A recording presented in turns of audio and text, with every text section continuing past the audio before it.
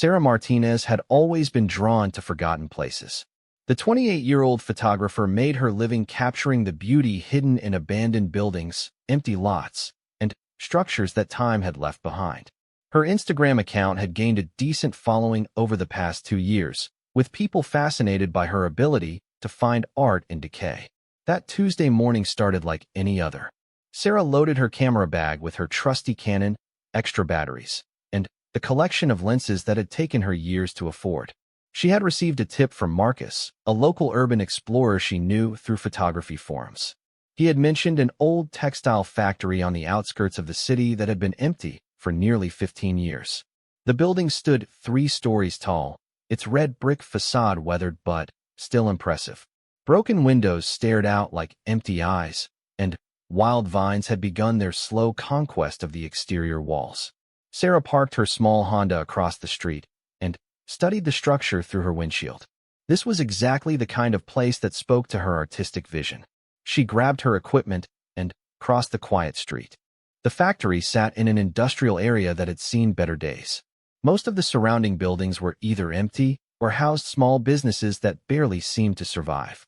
Perfect for her purposes, fewer people meant less chance of being interrupted or questioned about her presence. The main entrance was secured with a heavy chain and padlock, but Sarah had learned over the years that abandoned buildings often had other ways in. She walked around the perimeter, her trained eye scanning for openings. Behind the building, she found what she was looking for, a loading dock door that hung slightly open, its metal frame twisted from years of weather and neglect. Sarah squeezed through the gap and found herself in a large, empty space that had once been the main factory floor. Dust motes danced in the shafts of sunlight that streamed through the broken windows high above. The concrete floor was cracked and stained, telling stories of the thousands of workers who had once filled this space with the sounds of industry. She pulled out her camera and began her work. Sarah had developed a routine over the years. She would start wide, capturing the overall atmosphere of a space, then gradually move to more intimate details.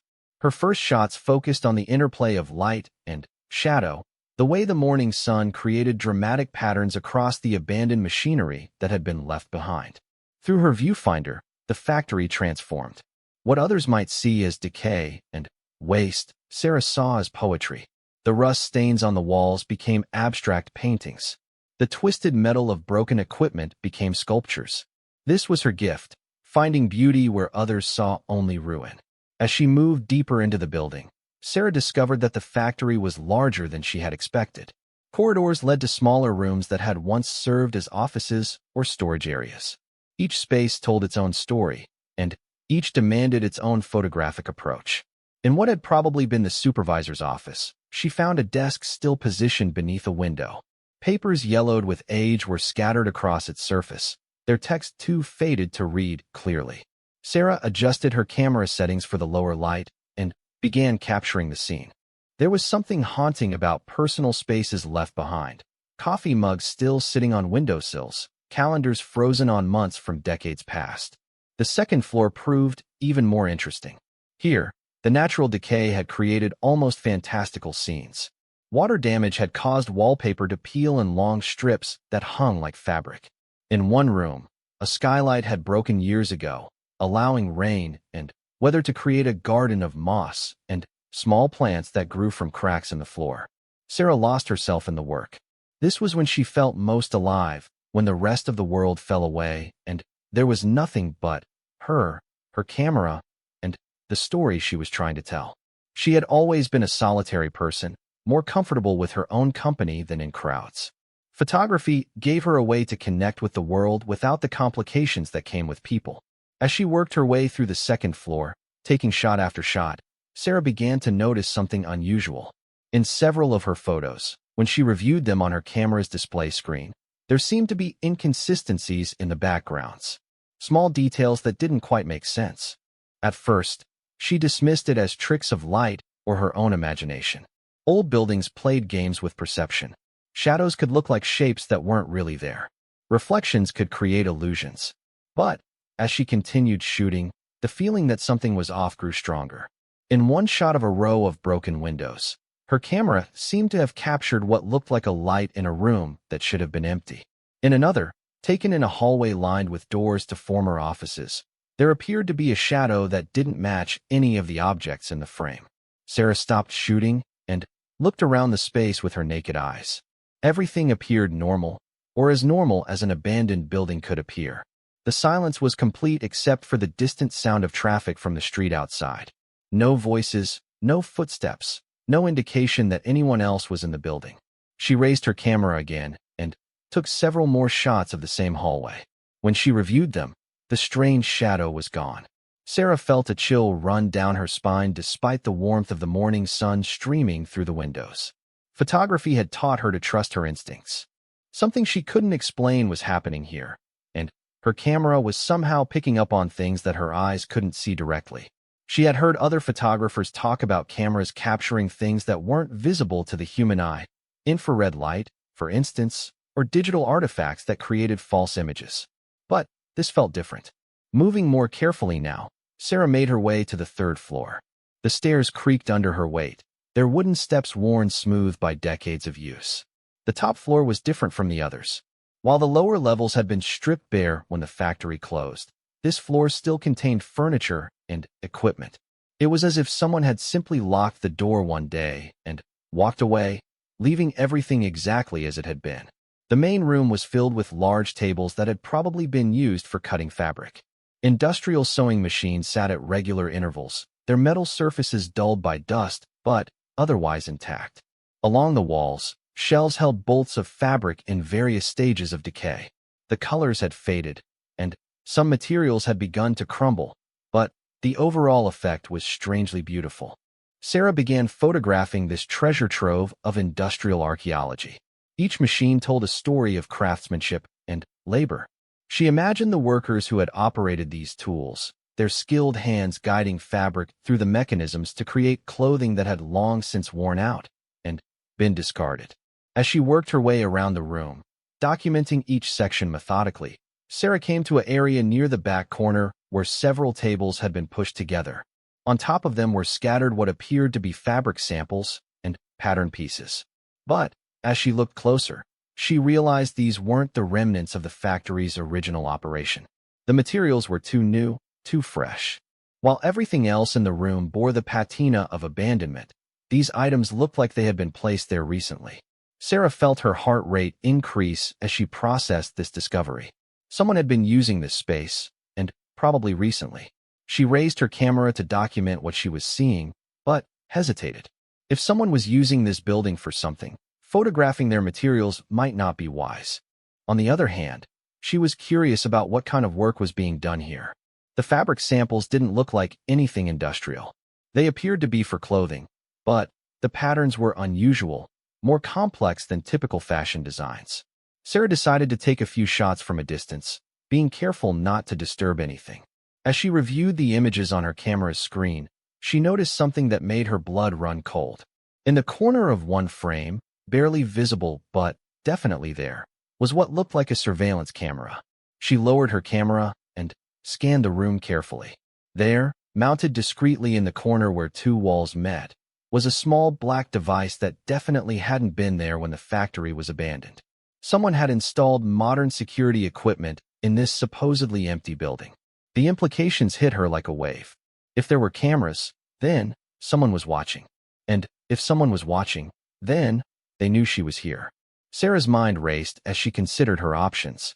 She could leave immediately, but that might make her look suspicious to whoever was monitoring the cameras.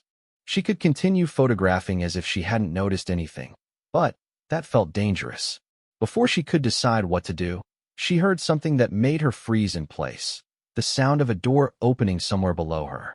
Then came footsteps, slow and deliberate, moving across the concrete floor of the factory's ground level. Sarah's instinct was to hide, but she forced herself to think rationally.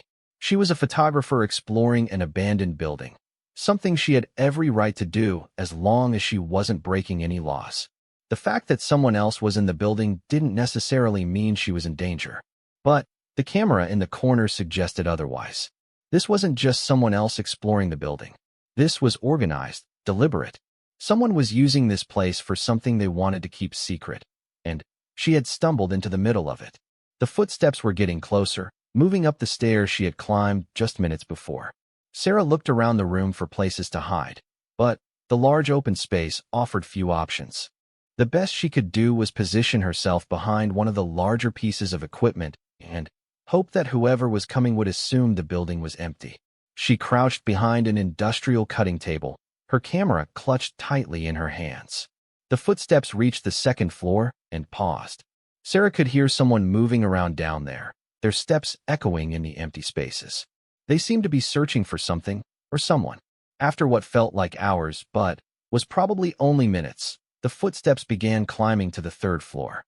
Sarah's heart pounded so loudly she was sure it could be heard throughout the building. She tried to control her breathing, to remain perfectly still. The door to the third floor opened with a squeal of rusty hinges. Someone entered the room and stood still for a moment, probably scanning the space. Sarah couldn't see who it was from her hiding spot, but she could hear them breathing. The sound was calm, controlled, not the breathing of someone who was panicked or rushed. Slowly, deliberately, the person began walking through the room. Their footsteps suggested they knew the space well, moving confidently between the tables and machinery. Sarah pressed herself further behind the cutting table, praying that her hiding spot would be sufficient. The footsteps came closer. Through a gap in the machinery, Sarah caught a glimpse of the person who had entered the room. It was a woman, probably in her 40s, dressed in dark clothing that would blend well with the shadows of the building. She moved with purpose, checking different areas of the room systematically. When the woman reached the table with the fabric samples, she stopped. Sarah watched as she examined the materials, touching them lightly, as if checking to make sure everything was in place.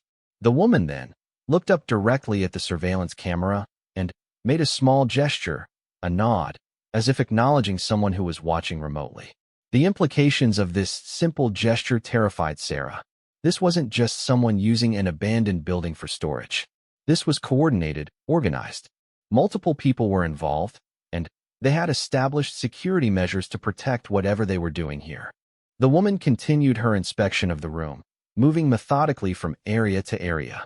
Sarah realized with growing horror that she was following a search pattern designed to find intruders. If she continued, she would eventually reach Sarah's hiding spot. Sarah had to make a decision. She could wait and hope the woman would leave before discovering her, but that seemed unlikely given the thoroughness of the search. Or she could try to leave while the woman was distracted, but that risked being seen and potentially chased. As she weighed her options, Sarah's photographer instincts kicked in. Almost without thinking, she raised her camera and took several shots of the woman conducting her search. The camera's autofocus system worked silently, and the images were captured without the flash that might have given her away. When she reviewed the shots on her camera's screen, Sarah saw something that changed everything. The woman wasn't just checking the fabric samples, she was photographing them with a small device, documenting their placement and condition. And on the table beside the samples, barely visible in Sarah's photos, but definitely there, were what appeared to be photographs of people. Sarah zoomed in on the digital image, trying to make out more details. The photographs seemed to show different individuals, each labeled with information she couldn't quite read from her distance and angle. But the implication was clear. Whoever was using this space was collecting information about people. The woman finished her documentation and began walking back toward the door. Sarah held her breath as the footsteps passed by her hiding spot and continued across the room. The door squealed again as it opened, and then closed with a solid thud. Sarah waited several more minutes before moving, listening carefully for any sound that might indicate the woman was still in the building. When she was reasonably confident she was alone again, she emerged from her hiding spot and moved quickly toward the table where the woman had been working. Up close, the materials told a disturbing story. The fabric samples weren't random pieces, they were organized by type and color in a way that suggested they were being used to create specific items. And the photographs that she had glimpsed were indeed pictures of people, each accompanied by what appeared to be detailed notes. Sarah photographed everything she could see, working quickly but thoroughly. Her photojournalism training had taught her the importance of documentation, and She instinctively knew that whatever she was seeing here would be important evidence of something significant. As she worked, Sarah began to understand what she had stumbled into. This wasn't just an abandoned factory being used for storage. Someone was running an operation here, something that required secrecy, surveillance, and detailed record-keeping about specific individuals. The fabric samples, the photographs, the security cameras, they all pointed to something organized and potentially dangerous.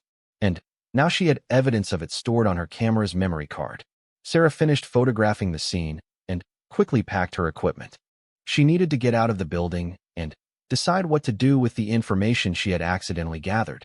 But as she headed toward the stairs, she heard a sound that made her blood run cold. The rumble of vehicles pulling up outside the building.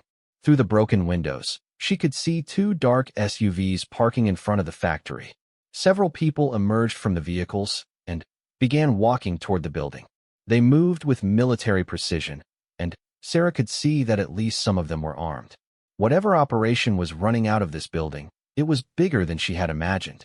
And now she was trapped in the middle of it, with a camera full of evidence that people would apparently kill to protect. Sarah's mind raced as she watched the armed figures approach the building. She had maybe 30 seconds before they reached the entrance, and her only way out was through that same entrance. The third-floor windows were too high to jump from, and she could see no fire escape or other means of exit. Moving as quietly as possible, she crept to the stairwell and listened. The sounds from below confirmed her worst fears. Multiple people had entered the building and were spreading out to cover different areas. She could hear voices, though they were too distant and muffled for her to make out words. The tone was professional, businesslike. These weren't random criminals or street thugs. They were organized. Sarah retreated back into the third-floor room and looked around desperately for alternatives. The building's construction was solid brick and steel. There was no way to break through walls or floors. But then, she remembered seeing something during her initial exploration that might offer hope. Near the back corner of the room, behind some of the larger machinery, there had been what looked like a service hatch in the floor. Many old industrial buildings had maintenance tunnels or utility spaces that connected different levels. If she could find that hatch, and if it led somewhere useful, it might be her only chance. Moving carefully between the tables and equipment, Sarah made her way to the back corner. The voices from below were getting louder, which meant the search teams were working their way up through the building. Time was running out. Behind a large loom that had been covered with a tarp, Sarah found what she was looking for, a metal hatch set into the floor, probably used for accessing utility lines or maintenance equipment. The handle was stiff with age and rust, but she managed to work it open. Below the hatch was a narrow vertical shaft with metal rungs set into the wall, a maintenance ladder that descended into darkness. Sarah had no idea where it led, but anywhere was better than staying where she was. She grabbed her camera bag, slung it securely over her shoulder, and began climbing down into the darkness. The shaft was cramped and smelled of old metal and machine oil. Sarah descended carefully, testing each rung before putting her full weight on it. Some were loose or corroded, and a fall would be catastrophic in more ways than one. Above her, she could hear the search team reaching the third floor. After what felt like an eternity of climbing, Sarah's feet touched solid ground. She found herself in a narrow maintenance tunnel that ran beneath the factory floor. The space was barely wide enough for one person and was filled with pipes and electrical conduits that had been abandoned when the factory closed. Dim light filtered in through grates at regular intervals, providing just enough illumination to see.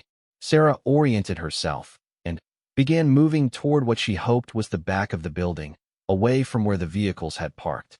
The tunnel was a claustrophobic nightmare, but it was also potentially her salvation. As she crawled and squeezed through the narrow space, she could hear activity above her.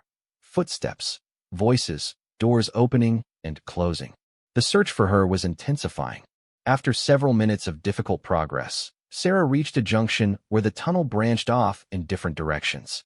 She chose the path that seemed to lead toward the rear of the building and continued crawling. Her knees and elbows were scraped raw from the rough concrete, and her camera bag kept catching on protruding pipes, but she pressed on. Eventually, she saw a brighter light ahead and realized she was approaching another access point. This grate opened to the outside, behind the building where she had originally entered.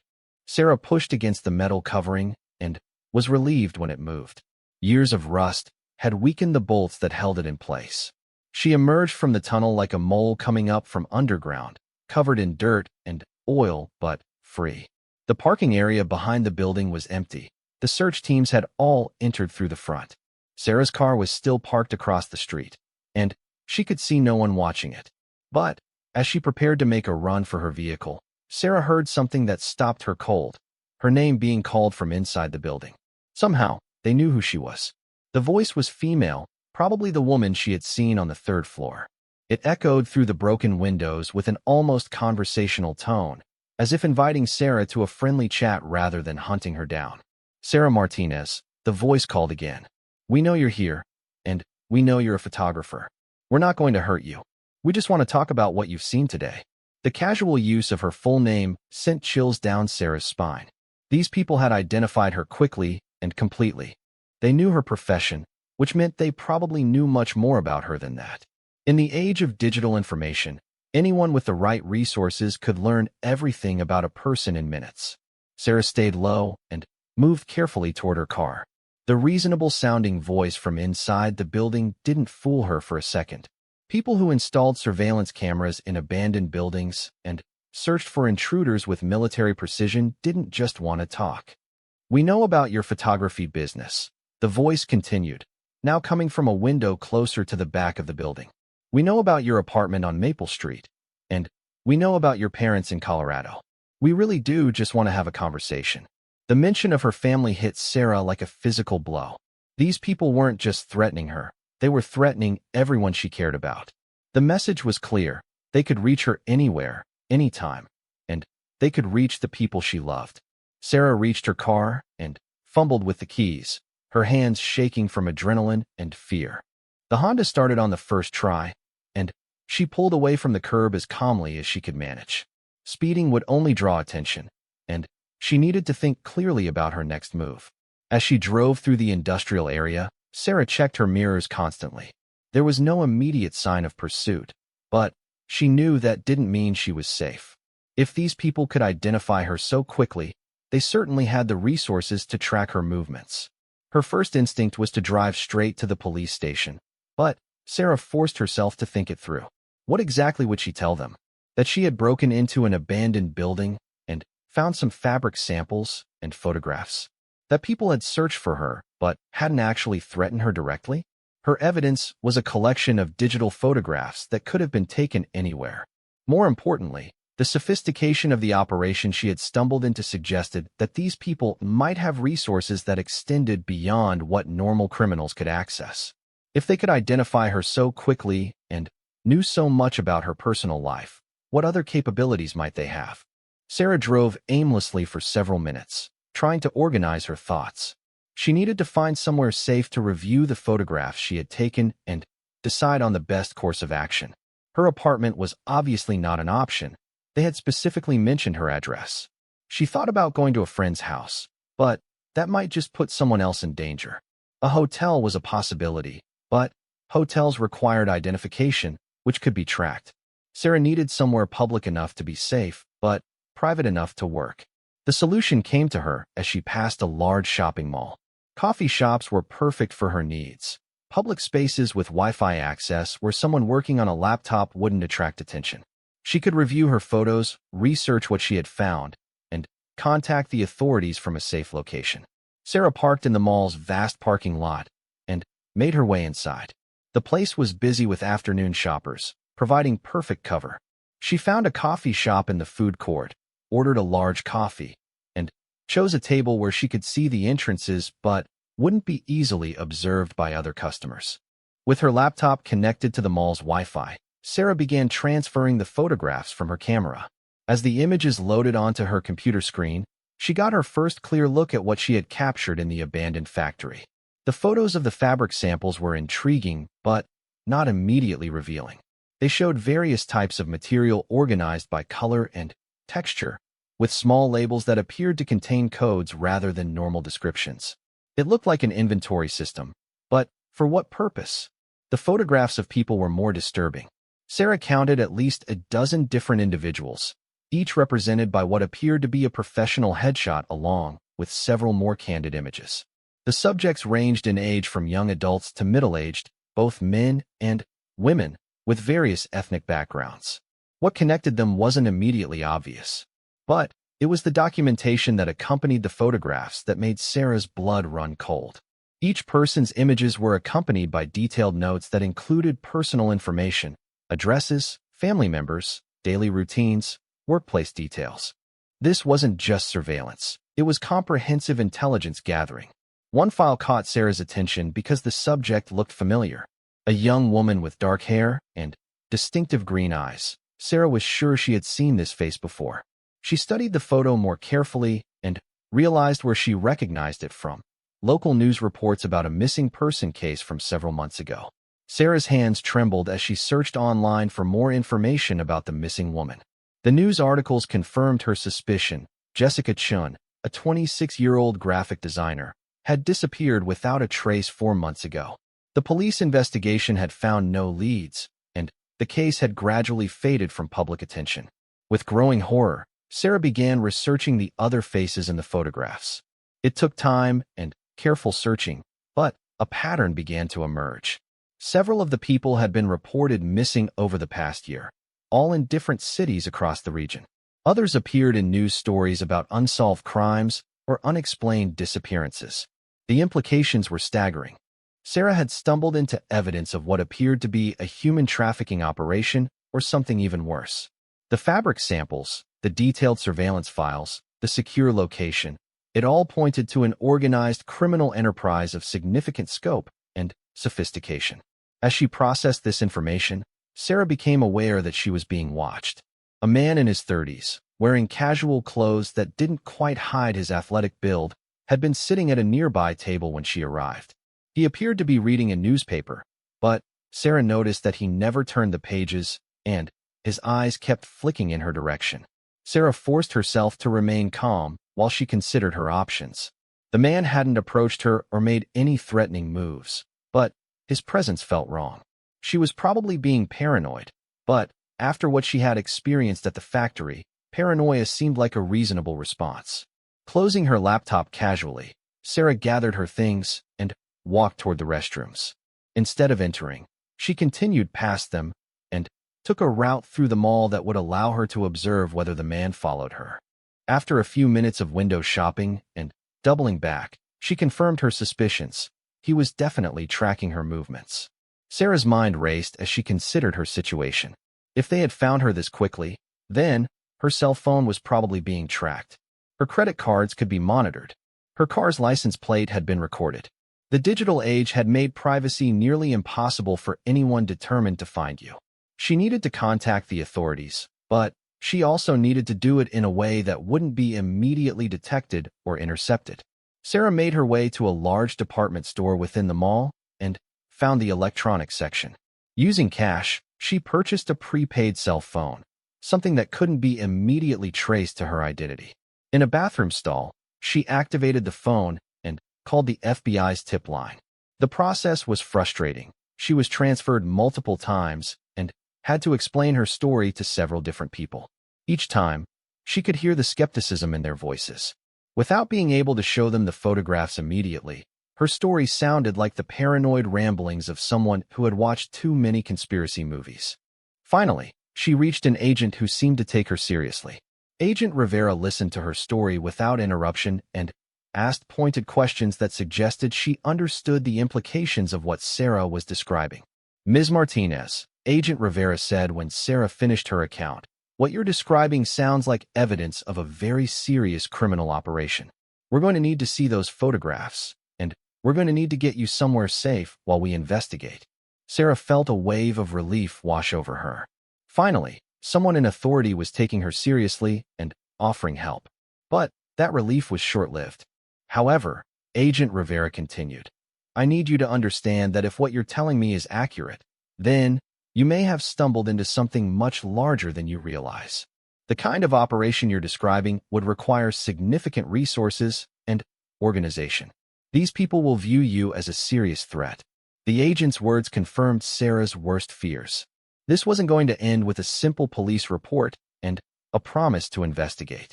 She had become a target of people who made other people disappear. "What do I do?" Sarah asked, trying to keep her voice steady. "First, you need to get to a safe location. Don't go home. Don't go to friends or family members. And don't use your regular credit cards or phone. Can you get to the federal building downtown?"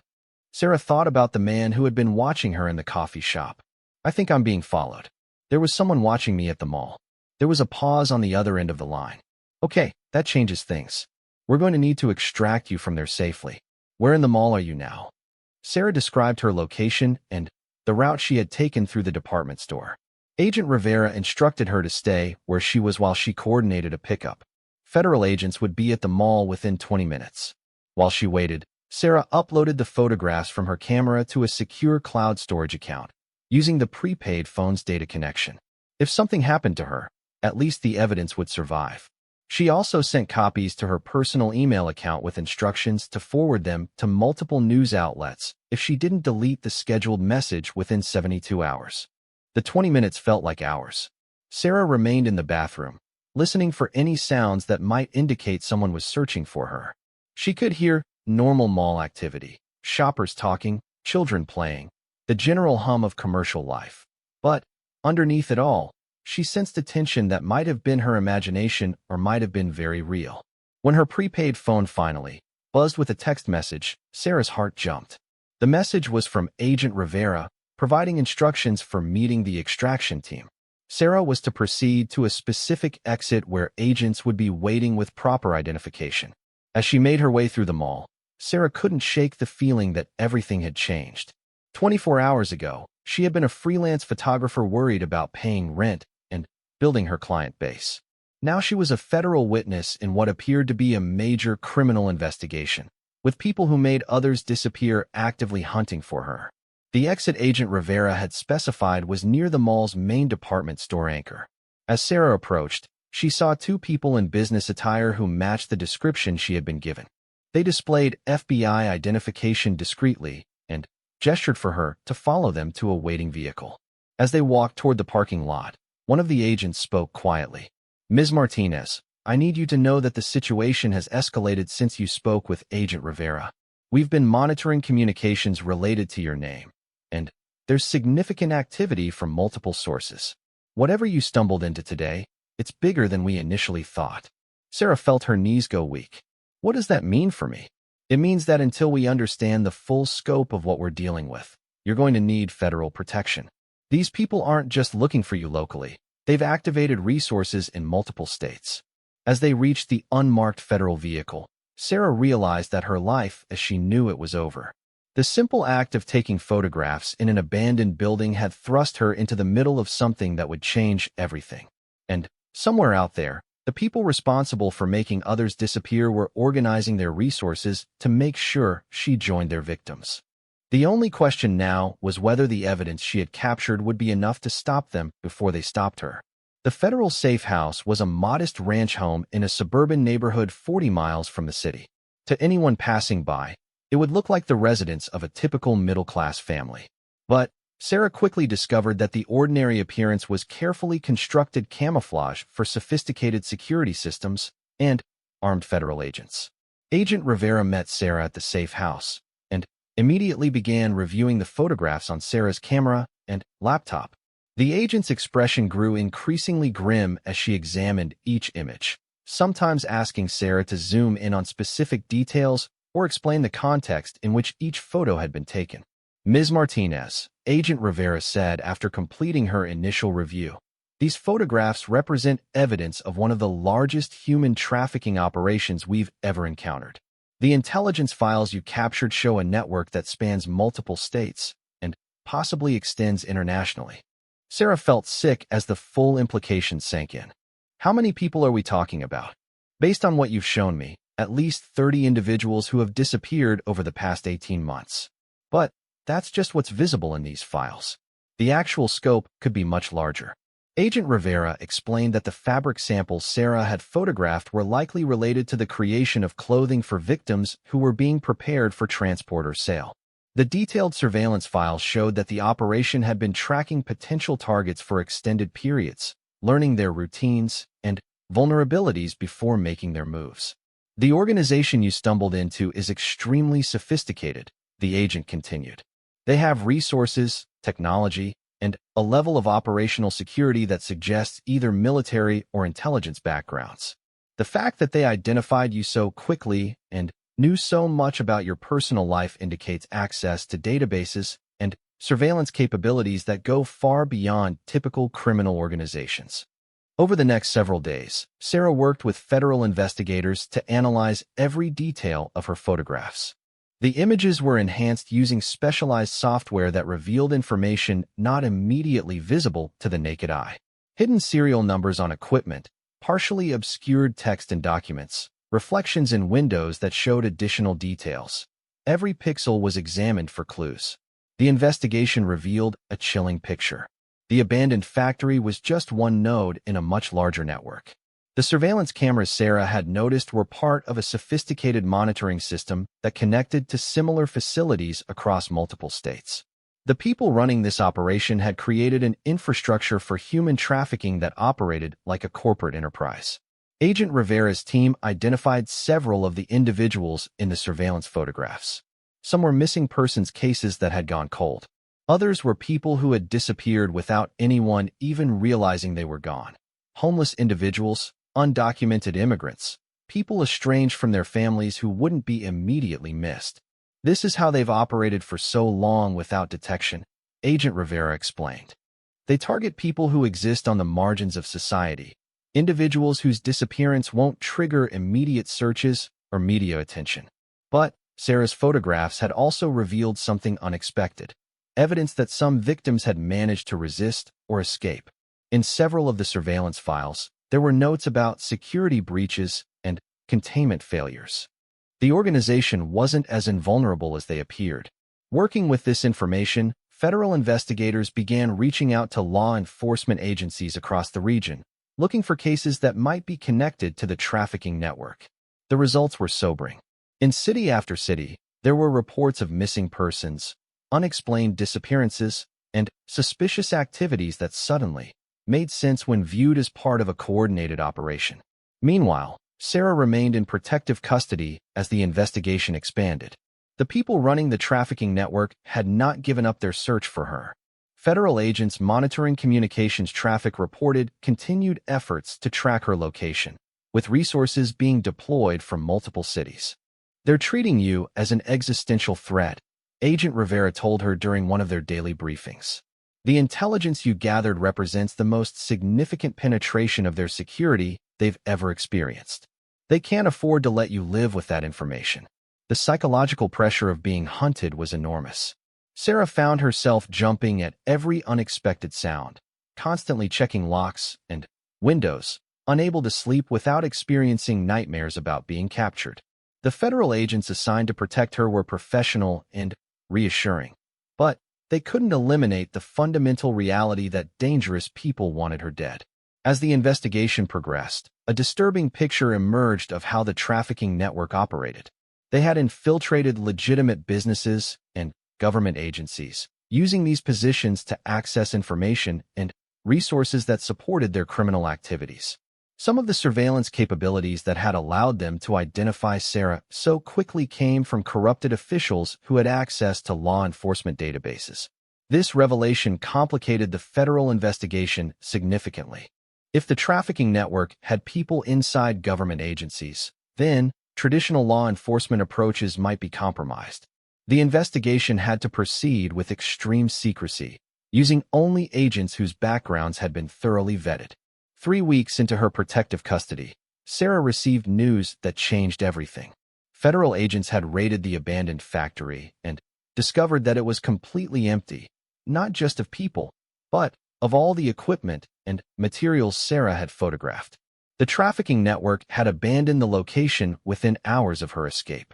"They moved fast," Agent Rivera reported, "but they also made mistakes in their haste to evacuate. We found physical evidence they didn't have time to destroy completely. The evidence included DNA samples from multiple victims, financial records showing money transfers to offshore accounts, communication logs that revealed the identity of several key figures in the organization.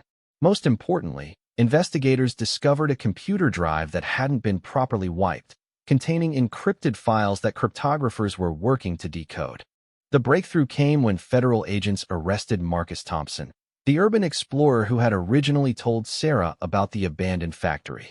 Under interrogation, Thompson revealed that he had been paid to direct photographers and other explorers to specific locations where the trafficking network could evaluate them as potential threats or assets. He was basically a talent scout, Agent Rivera explained to Sarah. The network paid him to identify people with useful skills, photographers who could document their activities, hackers who might penetrate their computer systems, journalists who might investigate their operations. Some were recruited, others were eliminated. Thompson's cooperation provided investigators with a roadmap of the trafficking network structure. The organization operated through multiple shell companies and front businesses, with legitimate-seeming enterprises providing cover for their criminal activities. They had safe houses in at least 12 states, transportation routes that crossed international borders, and a client base that included wealthy individuals and criminal organizations around the world. Armed with this intelligence, federal agencies coordinated simultaneous raids on trafficking facilities across multiple states. The operation was codenamed Lens Focus in honor of Sarah's photography that had made it all possible. The raids yielded dramatic results. 23 victims were rescued from various facilities, including several people who had been missing for over a year. Dozens of suspects were arrested, and massive amounts of evidence were seized that would support prosecutions for years to come. But the victory came with sobering realizations. Several key figures in the organization escaped before the raids, taking with them knowledge of additional victims and facilities that investigators hadn't identified. The network was larger than anyone had imagined, with connections to similar operations internationally. Sarah watched news coverage of the raids from her safe house, feeling a mixture of relief and continued anxiety. Her photographs had helped save lives and shut down a major criminal enterprise, but the people at the top of the organization were still free and still dangerous. The good news, Agent Rivera told her, is that the organization has suffered a devastating blow. Most of their infrastructure has been destroyed, and many of their key personnel are in custody. The bad news is that the remaining leadership will be more desperate and more dangerous than ever. The decision about Sarah's long-term safety was complex. The immediate threat had been significantly reduced, but it hadn't been eliminated entirely. Federal marshals offered her enrollment in the Witness Protection Program, which would mean a new identity, a new location, and cutting all ties with her previous life. "I need to think about it," Sarah said when presented with the option. The prospect of abandoning everything she had worked for, all her relationships, her entire identity, was overwhelming. But as she considered her alternatives, Sarah realized that the person she had been before entering that abandoned factory no longer existed anyway. The experience had changed her fundamentally. She could never again view the world as the relatively safe and predictable place she had once believed it to be. More importantly, she understood that her photographs had power beyond their artistic value. Her camera had revealed truths that needed to be seen, had exposed evil that needed to be stopped. That realization gave her a sense of purpose that transcended her personal safety concerns. After several days of consideration, Sarah made her decision. She would accept witness protection, but with conditions. She wanted to continue working as a photographer, using her skills to document social issues and investigate stories that mainstream media might miss. Federal agents could provide her with new identification and a relocated base of operations, but she wouldn't hide from her calling. Agent Rivera was initially skeptical. The point of witness protection is to disappear completely, to become someone entirely different. What you're proposing would maintain visibility that could be dangerous. The people who did this count on invisibility, Sarah argued. They operate in shadows because they know most people don't want to see what's really happening. If I disappear completely, they win. But if I keep documenting, keep exposing, keep showing people what they're trying to hide, then maybe some good can come from all of this. After extensive discussions with federal prosecutors and protection specialists, a compromise was reached. Sarah would be relocated to a different region under a new identity, but she would be allowed to continue photography work under federal oversight. Her assignments would be coordinated through a specially created nonprofit organization that would provide cover for her activities while ensuring her safety. The transition process took months. Sarah had to learn not just a new name and background, but new habits and behaviors that would help maintain her cover identity. She studied photography markets in her new location, established relationships with local clients and media outlets, and gradually built a new professional life. 6 months after the raids that dismantled the trafficking network, Sarah, now living under the name Emma Russell, received a package at her new address. Inside was a letter from Jessica Chun, the missing woman whose photograph had been among the files Sarah discovered at the factory. "Dear Sarah," the letter began, "I don't know if I'm supposed to know your real name, but the FBI agents told me that a photographer's evidence helped save my life and the lives of many others.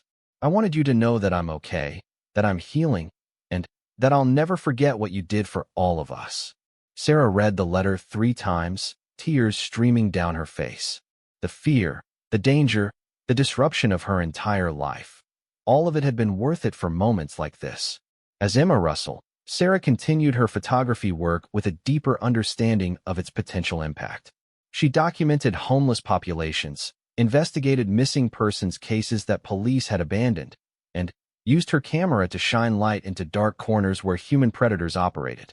Sometimes, late at night in her new apartment in a new city, Sarah would look through the photographs she had taken in that abandoned factory. They reminded her that evil was real and organized and sophisticated, but they also reminded her that the truth had power when someone was brave enough to capture it. Her lens had revealed what no one was supposed to see, and in doing so, had saved lives and brought justice to those who thought they were beyond its reach. It was a responsibility she would carry for the rest of her life, and a purpose that gave meaning to every photograph she would ever take. The traffickers had been right about one thing. Sarah Martinez, the small-time photographer who had stumbled into their operation, was indeed an existential threat, but not in the way they had imagined. She was a threat to their secrecy, to their assumption that no one was watching, to their belief that the shadows would always provide them with perfect hiding places. Through her camera lens, Sarah had learned that the most powerful weapon against evil wasn't violence or wealth or political influence. It was simply the willingness to see clearly and to show others what was really there, no matter how much safer it might be to look away. In her new life, in her new city, with her new identity, Sarah continued pointing her camera toward the darkness, because she understood now that someone always needed to be watching, always needed to be documenting, always needed to be ready to reveal what no one was supposed to see.